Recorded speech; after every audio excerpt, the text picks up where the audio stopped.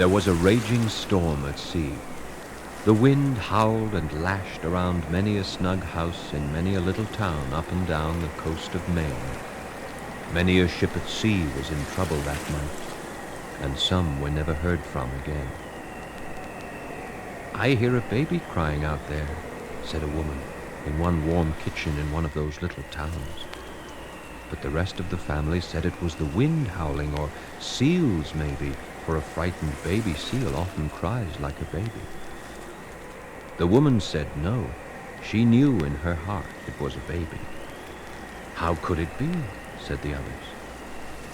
Nobody went out to look. The next morning they found a cradle washed ashore out of some ship, and they took it up to the house, for it was a good cradle, and they used it for every baby that came along year after year. But there was one strange thing about it. Every time the wind blew a gale, the cradle would rock by itself.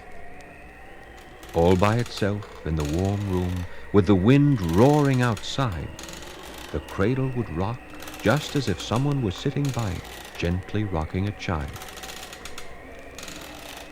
This happened so often that the family got used to it. No harm ever came of it, and the baby liked it.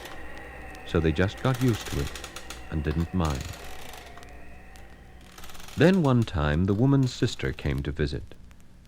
As they were setting the table for supper one night, the sister glanced into the next room. "Who is that woman rocking the cradle?" she said. "Woman? That's no woman.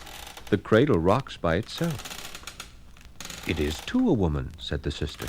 "She has long black hair, and her face is white and sad, and she's sitting there rocking the cradle and bending over the baby."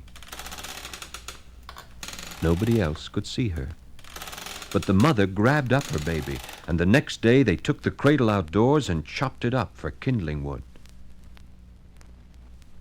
And when the wood was burning in the fire, they could hear some baby crying, somewhere, crying and crying for its cradle. But after that, they never heard it again.